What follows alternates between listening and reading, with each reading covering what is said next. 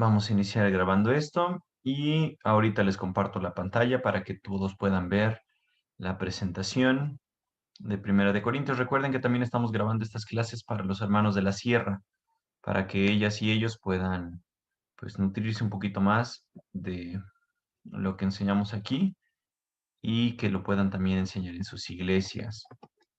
Por eso van a escuchar que a veces nos referimos a gente de la sierra que puede ver estas presentaciones. Y por lo que nos comentan ellos, sí las han podido estar viendo o escuchando.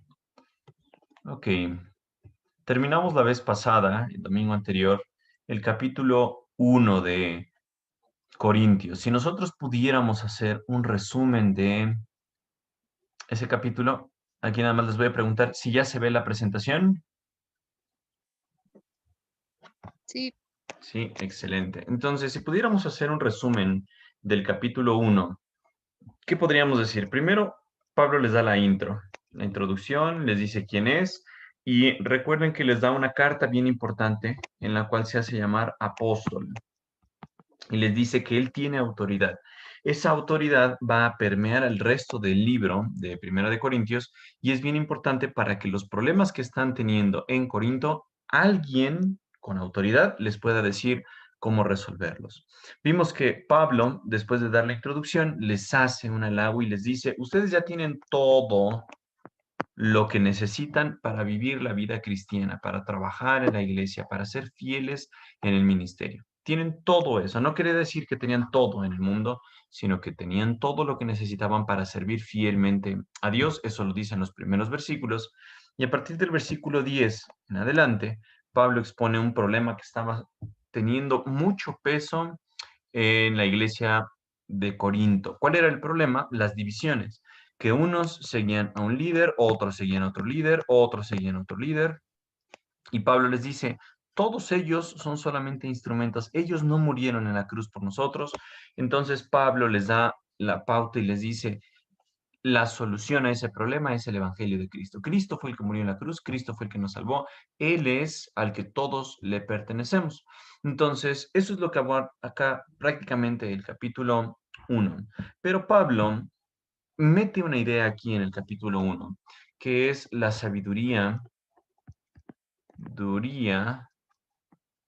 del mundo. Pablo les dice, nosotros no llegamos a predicarles el Evangelio con sabiduría del mundo. Nuestro mensaje no era para que ustedes se salvaran con cosas que el mundo va a estimar como sabiduría, sino que el mundo lo va a considerar a eso como necedad, como basura, como una tontería. Incluso podríamos quizá decir una palabra fuerte de la consideración que tiene el mundo para la Biblia y quizá podríamos decir falta de sapiencia o idiotez o alguna cuestión así, similar. Al mundo le parece algo muy tonto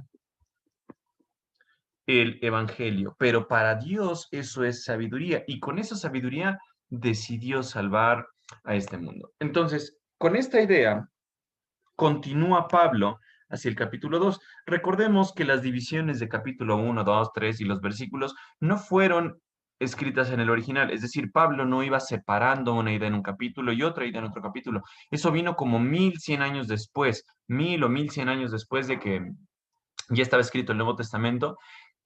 A alguien se le ocurrió dividir la Biblia en capítulos y en versículos, lo cual fue algo bueno, pero no fue la idea original de quien estaba escribiendo. Entonces, con esto en mente, Pablo sigue su relato. Y para poder introducir el capítulo 2, vamos a recordar algo que había ocurrido en el viaje misionero que llevó a Pablo a Corinto. Recordemos una cosa, Pablo andaba por toda esta zona. Este país actualmente es Turquía. Turquía es actualmente donde Pablo estuvo ministrando hace muchos años. Y aquí había varias regiones, teníamos Asia, Asia Menor, teníamos Frigia, Panfilia, un montón de lugares en los que Pablo estuvo visitando y después de ir a visitar, Pablo siguió su recorrido para acá. Nos dice la Biblia en el libro de Hechos que incluso Pablo y su equipo se querían dirigir a un lugar y no los dejó. Se querían dirigir a otro lugar y el Espíritu no los dejó. ¿Eso qué hizo? Que Pablo entonces llegara aquí a Macedonia. Ustedes se acuerdan del segundo viaje misionero, que Pablo llegó a Macedonia, a una ciudad que se llamaba Filipos.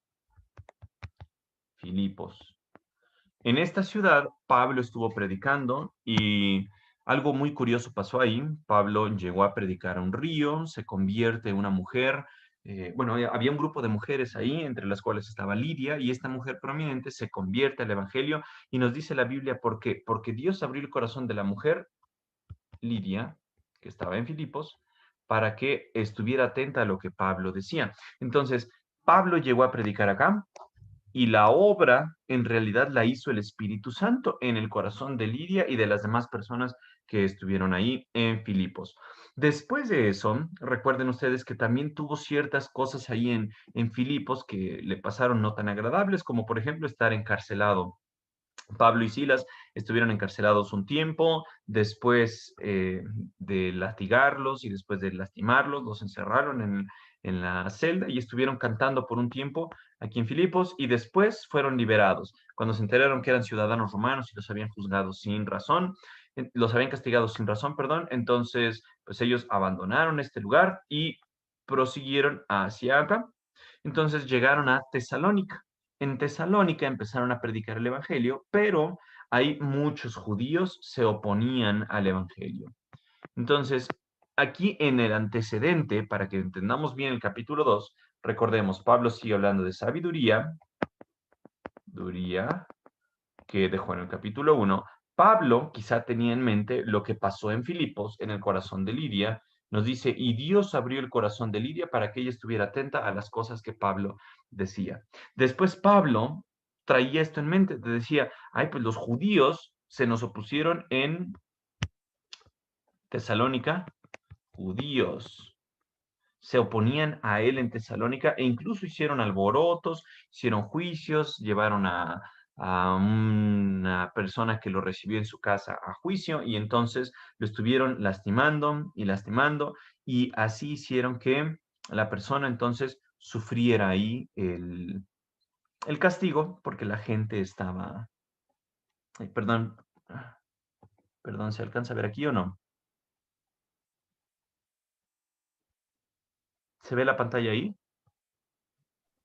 Sí, Ok, gracias.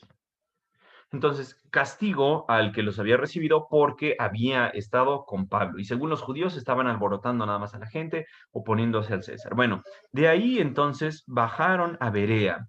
Y en Berea nos dice la Biblia que la gente era más noble, y creyeron ahí unos cuantos, y Pablo continuó su viaje hacia Atenas. En Atenas se da cuenta de la idolatría de las personas, se da cuenta de que muchos dioses son los que adoran los atenienses, y Pablo entonces les dice sobre un Dios que ellos no conocían, al Dios no conocido. Algunas personas se arrepienten, creen en él, pero un punto crucial de la predicación de Pablo fue la resurrección. La resurrección fue el punto crucial en el que algunos de Atenas dijeron, ah, este está loco, este nomás dice puras basuras. Otros dijeron, oye, sí quiero escuchar un poquito más de eso. Y otros dijeron, yo creo en lo que Pablo está diciendo. Termina entonces la predicación en Atenas y Pablo se dirige a Corinto. Eso ya lo vemos en Hechos capítulo 18. Empezamos aquí en Hechos capítulo 16, sigue en el capítulo 17, donde está Tesalónica, Berea, Atenas, y después en el capítulo 18, donde Pablo visita a Corinto. Entonces, ¿se imaginan cómo habrá llegado Pablo? Pablo quizá llegó, como nos menciona en los versículos del capítulo 2, con temor y temblor. No sabía lo que le iba a pasar ahí, no sabía si iba a sufrir, pero Pablo tenía una cosa bien importante en mente, que a pesar de todo esto, él tenía que predicar la resurrección. Él tenía que hablar del Evangelio de Jesucristo, aunque la gente pensara que la sabiduría del humano, como los atenienses pensaban, era lo que importaba y que el Evangelio era tontería. Pablo tenía que predicar el Evangelio. Para que este evangelio tuviera efecto, se podía acordar de lo que pasó con Lidia, que Dios fue el que le abrió el corazón. No fue algo que Lidia haya dicho, ay, sí, pues yo creo intelectualmente en Jesús. No, Dios tuvo que tocar el corazón de Lidia para que ella pudiera creer y que este evangelio iba a traer oposición. Entonces, Pablo así sigue su relato. Y ahora lo vemos aquí en el capítulo 2 versículo 1. Con toda esta introducción a este capítulo, podemos seguir con el relato.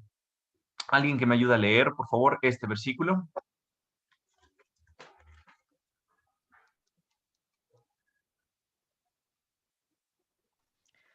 Amados hermanos, la primera vez que los visité, no me valí de palabras elevadas ni de una sabiduría impresionante para contarles acerca del plan secreto de Dios. Excelente, gracias, Rebe. ¿Qué nos dice esto? Que Pablo, aunque sabía que el mundo no consideraba el Evangelio como algo sabio, sino que el mundo tenía sus propias ideas y pensaban que ellos eran los más sabios, como los atenienses, Pablo dijo, hermanos, yo cuando llegué a ustedes, la primera vez que los visité, el relato aparece, les repito, en Hechos 18, no me valí de palabras elevadas. ¿Qué es lo que Pablo les estaba diciendo? Su objetivo no fue impresionarlos con vana palabrería, hablándoles de una manera sofisticada. Y noten algo, Pablo menciona esta palabra nuevamente, sabiduría impresionante. Algunos van a notar aquí la diferencia entre la sabiduría humana y la sabiduría de Dios. Nos dice el libro de Santiago que tenemos dos tipos de sabiduría. La sabiduría humana y la sabiduría que viene de lo alto o la sabiduría de Dios. Entonces, Santiago sí nos hace la diferencia. Hay sabiduría de este mundo y hay sabiduría divina. Entonces, Pablo, cuando llegó con los corintios, dijo, yo no les quiero hablar de esto en sus términos, en sus palabras Sí, nada sofisticadas, en más vana les voy palabrería. a preguntar qué cita es porque no sé cuál es. Estamos en 1 Corintios 2:1. Ok, sorry, no sabía que tenía prendido el micrófono. Sí, 1 capítulo 2, versículo 1. Entonces, Pablo les dice, yo no les vine a hablar, no los vine a convencer con términos humanos, no les quise yo hablar con una sabiduría impresionante, dejarlos con la boca abierta, no. Lo que yo quise hablarles es acerca de ese plan secreto de Dios. ¿Cuál es ese plan secreto de Dios? Noten ustedes, en algunas versiones quizá aparezca esto como misterio, cosas misteriosas. No quiere decir algo misterioso. Espérenme. Bien. Este plan secreto era algo que Dios quizá no había revelado en algún momento. Si nosotros pensamos aquí en la ley de Moisés, en las tablas que Dios le dio a Moisés, y toda la historia que siguió hasta que llegó la cruz de Jesús, la iglesia estaba más o menos en este punto, quizá en unos años 60, 70 después de Cristo, estaban en este punto. Entonces, quizá antes Dios no había revelado de manera correcta algo, no lo había hecho de una manera abierta. Sin embargo, con la revelación de Jesucristo, Dios dijo, quiero que esta salvación sea para todo el mundo, para todas las personas que crean en él. Y entonces Pablo lo que hizo fue contarles acerca de eso. Y él dijo, lo hice lo más sencillo posible. Versículos 2 y 3. ¿Alguien que me ayude a leerlos, por favor? Dice, y estuve entre vosotros con debilidad y mucho temor y temblor. ¿2 y 3? Sí, por favor. Ah, pues me propuse no saber entre vosotros cosa alguna, sino a Jesucristo y a este crucificado. Y estuve entre vosotros con debilidad y mucho temor y temblor. Gracias, Eddie. Es algo bien importante. Si ustedes se acuerdan de esto entonces, de esto que les dije, Pablo traía previamente oposición, traía encarcelamiento, físicamente podía estar desgastado. Quizá él, por los latigazos que recibió aquí en Filipos, estaba todavía herido. No sabemos cuánto tiempo pasó de aquí a acá, pero quizá Pablo todavía estaba con dolor, quizá todavía tenía algunas heridas abiertas, no lo sé. Tal vez la oposición de las otras personas le habían hecho considerar, no sabemos, en algún momento Dios lo tuvo que animar a Pablo, porque quizá toda esta oposición que sufrió a Pablo lo traía con temor y temblor. Entonces, Pablo llega a los Corintios y les dice algo. Cuando él llegó, él tomó una decisión, que mientras estuviera con los Corintios, solamente se iba a enfocar en una cosa, la cruz de Cristo. Noten ustedes que Pablo tenía un montón de cosas en su pasado.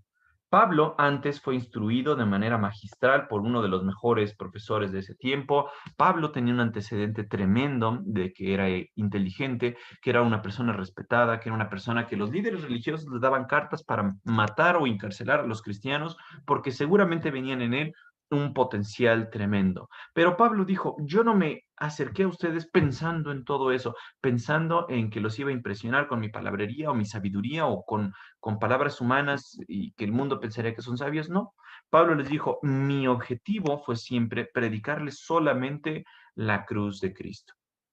Entonces, aunque Pablo llegó con debilidad, les repito, quizá por los golpes que había recibido en Filipos, por la oposición que tenía en Tesalónica y en Atenas, quizá Pablo llegó ahí con esas características, pero también Pablo habla de unas palabras aquí.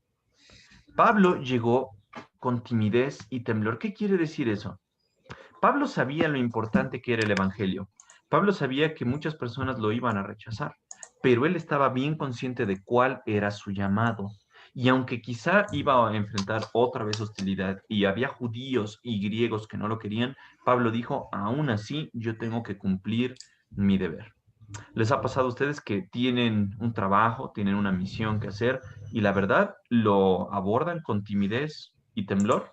A mí sí. Justo esta semana me llegó una viejita de 90 años de edad con un absceso tremendo, un montón de pus en la cara. Entonces, si veía la cara de la paciente, estaba triste y tenía una bola tremenda aquí. Así, pero en serio, así se le veía del lado derecho de pus. Todo esto lo tenía lleno de infección. Y entonces uno piensa, ay, 90 años la pacientita con diabetes mellitus, con hipertensión arterial sistémica, con un descontrol tremendo porque su diabetes estaba muy mal controlada, de que no podía comer, no podía abrir la boca, tenía un absceso. Y entonces, ¿cómo creen que lo aborda uno? Pues claro que le tiemblan las piernas cuando le tiene uno que cortar la cara a la viejita, pero ni modo, es algo que yo tenía que hacer como parte de mi trabajo. Bueno, yo me imagino que Pablo más o menos se sentía así. Decía, híjole, quizá algo me salga mal, quizá una persona se me va a oponer, quizá esto corra, haga que mi carrera corra peligro, que mi vida corra peligro. Pero Pablo sabía bien lo que tenía que hacer. Pablo lo que tenía que hacer era predicar el Evangelio. Y eso hizo. Y aunque se acercó con debilidad, con temor y temblor, siguió con su meta. Y entonces, aquí podemos sacar una aplicación para nosotros. Todos nosotros sabemos que desde el momento en que Jesús nos salvó, nos dio un corazón nuevo, un corazón limpio, Él nos llamó a predicar, nos llamó a edificar a los hermanos, nos llamó a servir a Dios, nos llamó primero que nada a amar a Dios. Y ya nosotros lo sabemos, no tenemos que estar esperando, ay Dios, por favor, revélame tu voluntad. Ya nosotros sabemos eso. Y aunque sabemos que es un camino difícil, la meta vale la pena. Bueno, la meta, vamos a ponerla así, como la banderita así de los carros de la Fórmula 1, con sus cuadritos. Pablo sabía a dónde tenía que llegar porque Dios así se lo encargó. Y Pablo entonces tenía que cumplir con esa meta, aún a pesar de todas las dificultades que pudiera tener. Por eso Pablo en algún momento en Timoteo le dice, yo ya terminé la carrera, ya llegué a la meta, porque eso que Dios me había encargado, que era predicar a Cristo crucificado, ya lo logré. Y nosotros, obviamente, tenemos que hacer lo mismo. A veces pensamos, Dios, ¿cuál es el propósito que me tienes? ¿Por qué me hiciste aquí? ¿Para qué me pusiste en esta iglesia? ¿Para qué me pusiste a liderar a tales hermanos que son unos rebeldes? Bueno, a veces vamos a estar débiles, a veces vamos a estar con temor y temblor, pero nosotros sabemos a dónde queremos llegar, a dónde Dios nos puso para que lleguemos. Y lo que tenemos que hacer es eso, alcanzar esa meta. Entonces Pablo les dice algo bien importante. ¿Alguien que me ayude con este versículo, por favor? Y mi mensaje Dani. y mi mensaje y mi predicación fueron muy sencillos. En lugar de usar discursos ingeniosos y persuasivos, confieso solamente en el poder del Espíritu Santo. Eso es bien importante. Gracias, Dani. Miren, Pablo, dijimos, por el antecedente que tenía de que era bien inteligente, era una de las mentes más brillantes de su tiempo, era una persona con grandes influencias en el mundo de los fariseos, con un maestro extraordinario. Pablo dijo, bueno, yo lo que les quiero predicar es algo bien sencillo. Mi mensaje y mi predicación fueron muy sencillos. ¿Por qué Pablo habrá mencionado dos palabras diferentes acá? Bueno, porque uno es, ¿qué estaba predicando? La cruz de Cristo, el Evangelio. Y su predicación es el resultado que trae el que la gente crea en ese Evangelio, que es la salvación. Entonces, Pablo les estaba diciendo, cuando yo llegué a predicarles a ustedes, lo hice de la manera más sencilla posible. No fue jactándome, no fue diciendo, escúchenme porque yo soy el intelectual, porque yo vengo de un maestro muy bueno, porque yo me la sé de todas desde que era chiquito. No, Pablo les dice, fue muy sencillo. Y en vez de que yo les quisiera hablar con algo muy rebuscado, fue solamente con el poder del Espíritu Santo. Noten ustedes algo entonces, chicos y chicas. Regresamos aquí a esta parte. Y quizá Pablo traía en mente todo esto que había ocurrido en Filipos. Algunas personas escucharon el Evangelio, más bien muchas personas escucharon el Evangelio, pero ¿por qué unas creyeron y otras no? Porque pasó lo mismo con Lidia. El que hizo la obra fue el Espíritu Santo, no fue Pablo. Y como Pablo era solamente un instrumento, Pablo no tenía con qué jactarse, no tenía por qué decir, ay, yo soy el bueno, yo soy el gran maestro, yo soy soy un influencer, soy una persona con mucha fama, con muchos seguidores. No, Pablo decía, si alguien se encarga de tocar el corazón de las personas, como en el caso de Lidia, es el Espíritu Santo. Y entonces Pablo nos dice, yo solamente confié en ese poder, en el poder del Espíritu Santo para transformar corazones y no lo hice para satisfacer a las mentes o a los corazones de mis oyentes. ¿Quiénes eran los oyentes? Yo les mencionaba aquí que en Atenas había muchas personas que eran griegas, porque pues obviamente esta es Grecia, pero también había judíos aquí. Los judíos tenían una característica, ellos pedían señales, ¿se acuerdan como les decía? A Jesús le decían, oye, haz un milagro, nos interesa ver señales, déjanos ver para poder creer. Pero al griego o al gentil lo que le interesaba era la sabiduría, qué tan gloriosa era la idea. Entonces Pablo no fue con el fin de, mira, griego, yo te voy a convencer por mis argumentos inteligentes. O judío, yo te voy a convencer porque te voy a mostrar un milagro. No, Pablo dijo, yo solamente confío en el Espíritu Santo para hacer la obra. Y quizá eso se pueda aplicar a nosotros, a nuestra iglesia, a nuestra familia, a nuestros amigos. A veces predicamos el Evangelio, queremos que la gente crea en Jesús y no creen. Y uno podría convencerlos, no, mira, te doy este argumento, te enseño esto que Dios ha hecho en mi vida, mira, te comparto esto. Y la gente no quiere creer.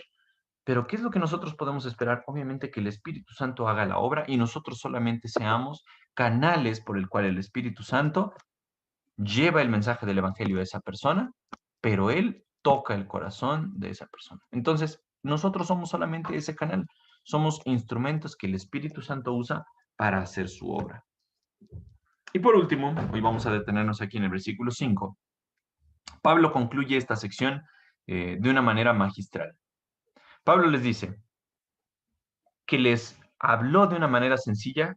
¿Con qué fin? Lo hice así para que ustedes no confiaran en la sabiduría humana, sino en el poder de Dios. ¿Se acuerdan la vez pasada que estábamos hablando del capítulo 1? Que Dios nos salvó a través de su sabiduría para que nosotros no pudiéramos jactarnos de nada. Toda la gloria es para Dios. Entonces, encontré esta frase bastante interesante. Sabiduría humana. Recuerden lo que les mencionaba. Santiago menciona que hay dos tipos de sabiduría, la humana y la de arriba, la de Dios. Bueno, me fui a buscar qué palabra era la que se ocupaba aquí en griego y encontré esto en el interlineal. El interlineal, ¿qué es lo que hace? Pone el griego, como lo escribieron así en los manuscritos más confiables, y cómo se traduciría al español así como está. Entonces va traduciendo una palabra y otra palabra y otra palabra para que después se le dé sentido al texto que nosotros estamos leyendo y ya se hagan las diferentes traducciones, como la que estamos utilizando, la nueva traducción viviente. Pero noten esto, aquí encontré esto. Sofía antropón o antropos, algo así dice aquí. Sabiduría de hombres. Sofía es la palabra que se utiliza para sabiduría, pero Pablo hace una distinción bien especial y les dice, esa sabiduría es de hombres. Y les dice Pablo, entonces, yo no quiero, como les dice aquí, para que la confianza de ustedes no esté siendo en sabiduría de hombres. Pablo no quiere que nuestra confianza descanse en esta sabiduría humana, no quiere que nosotros pongamos nuestros ojos en que la gente nos aplauda, nos diga qué inteligentes son, cuán brillantes son, hacen las cosas bien. No, Pablo les dice, ustedes en lo que deben de confiar es en el poder de Dios. Eso es lo que quiere Pablo, y obviamente quiere Dios, que nosotros hagamos, que confiemos en el poder de Dios. Noten ustedes esta palabra, dinamei, suena como a dinamita, como la energía, como el poder, como la parte poderosa de Dios. Eso es en lo que Pablo quería que confiaran los demás. Entonces, cuando nosotros predicamos el Evangelio, a veces queremos que nos aplaudan, que nos digan, ay, cuán inteligentes son, qué convincente es su mensaje. Pero Pablo no llegó así con los corintios. Él dijo, yo quiero que ustedes confíen en el poder de Dios, porque si alguien va a hacer la obra en ustedes, no voy a ser yo, no va a ser Apolos, no va a ser Cefas o Pedro, sino va a ser el Espíritu Santo. Entonces, ¿qué es lo que nosotros tenemos que hacer? Confiar solamente en el poder del Espíritu Santo. El otro versículo nos dice, en el poder de Dios. Hace poco hablaba con un amigo que está como pastor en una iglesia y pues hay personas que se han salido porque piensan que él hace todas las cosas mal, pero el objetivo es no enfocarse en lo que él hace bien o lo que él hace mal, porque Dios por algo lo puso ahí, sino que esa sabiduría humana que la gente piensa tener, no lo están llevando cautivas a ese poder de Dios, a lo que en realidad importa. Están poniendo sus ojos en el siervo en vez de en Dios. Y eso es un problema. Entonces, hermanas, hermanos, jóvenes, señoritas, ¿qué podemos sacar de conclusión de esto? La vida cristiana va a significar oposición. Pablo tuvo oposición en todos estos lados donde anduvo predicando. No todas las personas creyeron en él, pero siempre su mensaje fue enfocado, como les decíamos, en la resurrección. Mientras ustedes estén haciendo esto, ustedes van a confiar en el poder de Dios. No van a estar confiando en los aplausos, en que toda la gente crea, que toda la gente se convierta, que toda la comunidad donde ustedes trabajan, o si siquiera toda la iglesia crea en Jesús. Ustedes tienen la obligación de predicar la resurrección y de dejar el resultado al Espíritu Santo. Él sabrá cómo tocar el corazón de los más duros que piden milagros, como ellos, de los más duros que piden sabiduría humana, como ellos. Dios se encargará de ellos. Tu obligación como cristiano o como cristiano, dijimos, es llegar a una meta. ¿Y cuál es esa meta? Pues amar a Dios, predicar el Evangelio, servir en la iglesia, servir a Dios, crecer en la obra. Esas cosas tú ya las sabes. No tienes que estar preguntándote, ¿cuál es mi propósito de vida? ¿Queda claro eso, chicas y chicos? ¿Dudas? No, creo que no. Está sencillo, ¿verdad? Sí, Muy cuando bien. lees el capítulo. Ya está más tranquilo. Muy bien. Pues alguien, por favor, que nos despida en oración. ¿Alguien que quiera cerrar este momento en oración?